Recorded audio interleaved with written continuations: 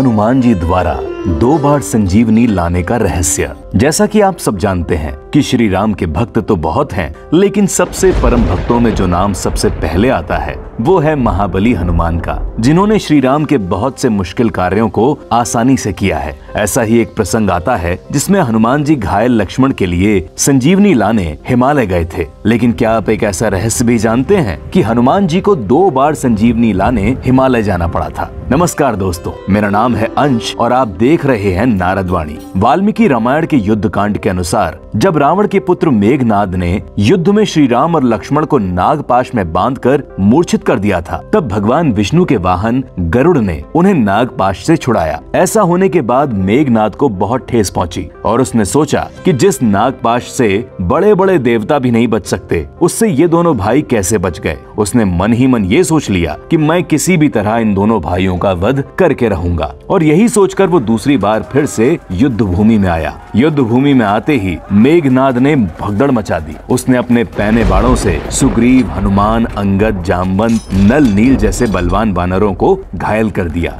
इसके बावजूद उसने ब्रह्मास्त्र का प्रयोग करना शुरू किया, जिसकी वजह से लगभग 60 करोड़ वानर सेना घायल हो गई। श्री राम और लक्ष्मण उस समय युद्ध भूमि के दूसरे छोर पर थे। जब श्री राम को यह पता चला कि मेघनाद ने सेना पर ब्रह्मास्त्र छोड़ दिया है, तो उन्होंने लक्ष्मण से कहा, हे लक्ष्मण, मेघनाद ने ब्रह्मास्त्र का प्रयोग किया है, जिसका मान रखते हुए इसके जवाब में अस्त्र हम नहीं चला सकते। इसीलिए मैं सोच रहा हूँ कि हम दोनों को बिना किसी घबराहट के ब्रह्मास्त्र के सामने आ जाना चाहिए, जिससे हम लोग मूर्छित हो जाएंगे और इस तरह हमें देखकर मेघनाद खुद को जीता हुआ समझकर लंका वापस चला जाएगा और विनाश लीला रुक जाएगी। इसके बाद दोनों भाई ब्रह्मास्त्र के सामने आ गए और मूर्छित हो गए, और उन्हें ऐसी दशा में देखकर मेघनाद वहां से लंका वापस चला गया और अपनी जीत की खबर अपने पिता रावण को दी। महाबली हनुमान को ब्रह्मास्त्र से अभय होने का वरदान मिला हुआ था और विभीषण भी युद्ध के समय शिविर में थे, इसीलिए वे दोनों स्वस्थ थे। जब शाम हुई और युद्ध खत्म हो गया तो महाबली हनुमान और विभीषण दोनों हाथ में मशाल लिए अलग अलग जगहों पर सुग्रीव, अंगद, जामवंत आदि वानरों और श्री राम लक्ष्मण को खोज रहे थे।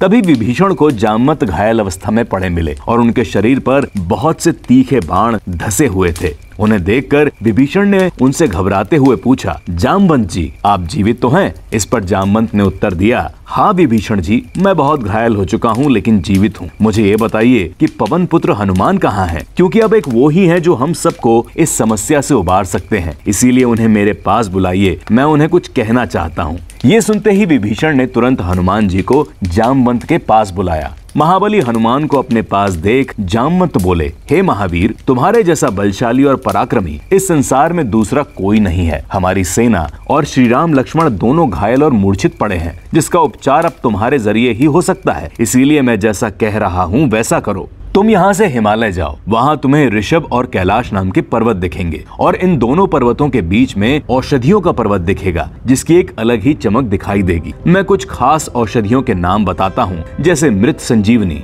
विशाल्यकरणी, सुवर्णकरणी, सुवांकरणी और संधानी। तुम इन औषधियों को लेकर जल्दी से वापस आओ, जिसके बाद पूरी वानर सेना और श्री राम लक्ष्मण जल्द ही ठीक हो सकें। जामवंत के ऐसा कहने पर हनुमान जी ने तुरंत ही अपना विशाल रूप बनाया, जो किसी पर्वत से भी बड़ा था, और हिमालय जाने के लिए उड़ान भरी और पल भर में ही हिमालय जा पहुँचे। पर्वत पर पहुंचने पर उन्होंने जामवंत की बताई हुई औषधियों को ढूंढने की बहुत कोशिश की, लेकिन ढूंढ नहीं सके। जब उन्होंने मन ही मन सोचा कि सारा समय इन औषधियों को ढूंढने में ही निकल जाएगा, इससे अच्छा मैं इस पर्वत शिखर को ही उखाड़ ले चलूं, और ऐसा सोचकर हनुमान जी ने पूरा पर्वत उखाड़ लिया और अपने वेग से कुछ ही पलों में लंका की युद्ध भूमि में आ पहुंचे। वापस आने के बाद उन औषधियों की सुगंध से सारी वानर सेना को होश आ गया। श्री राम और लक्ष्मण भी इन औषधियों की गंध से उठ खड़े हुए और उनके सारे घाव भर गए। जब सारी सेना स्वस्थ हो गई तो हनुमान जी ने उस पर्वत को हिमालय पर पहुंचा दिया और वापस आ गए। अगले दिन फिर से युद्ध शुरू हुआ, लेकिन विभीषण की सूझबूझ की वजह से मेघनाद युद्ध भूमि में आने से पहले ही लक्ष्मण के हाथों मारा गया। मेघनाद के मारे जाने के बाद रावण पागल सा हो उठा।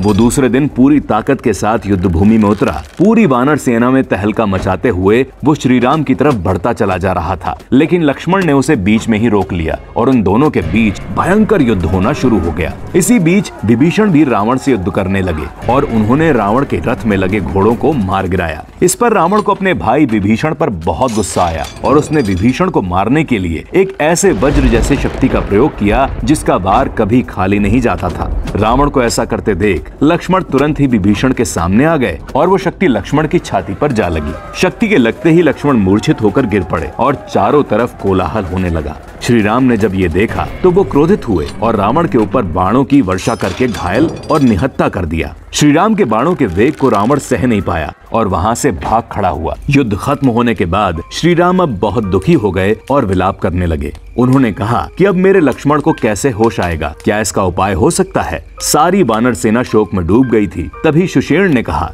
श्री राम आप चिंता न करें, आपके भाई के शरीर में प्राण है, सांसें चल रही हैं और हृदय की धड़कन भी बंद नहीं हुई है। ऐसा कहने के बाद सुषेण ने वीर हनुमान से कहा, हे हनुमान, जैसा कि पहले भी एक बार आपको जामवंत जी ने उन 4 विशेष औषधियों के बारे में बताया था जो कि हिमालय के पास महोदय पर्वत पर ही मिलेंगी, इसीलिए आप बिना समय गवाए उस पर्वत पर जाइए और जल्द से जल्द उन औषधियों को यहाँ ले आइए ताकि लक्ष्मण के प्राण बच सकें। ऐसा सुनते ही महाबली हनुमान ने बिना समय गवाए फिर से हिमालय के लिए उड़ान भरी और उसी पर्वत शिखर पर पहुंच गए। समय की कमी और लक्ष्मण के प्राणों की चिंता होने की वजह से उन्होंने मन में सोचा, मैं इस पर्वत शिखर को फिर से उठा ले चलता हूँ। सुषेण अपने हिसाब से औषधि का उपयोग कर लेंगे। हनुमान जी पर्वत शिखर को लेकर वापस आ गए। हनुमान जी को देखकर सभी बहुत खुश हुए। सुषेण ने औषधि को पीसकर लक्ष्मण की नाक में डाल दिया और थोड़ी ही देर में लक्ष्मण को होश आ गया और उनके शरीर के सारे घाव सूख गए। ये सब देखकर श्री राम बहुत प्रसन्न हुए और लक्ष्मण को गले से लगा लिया। तो इस तरह महाबली हनुमान को 2 बार हिमालय से संजीवनी लानी पड़ी, जिसका प्रमाण वाल्मीकि रामायण के युद्ध कांड में मिलता है। आपको हमारी ये वीडियो कैसी लगी हमें जरूर बताइएगा। मिलते हैं अगली वीडियो में, तब तक के लिए नमस्कार।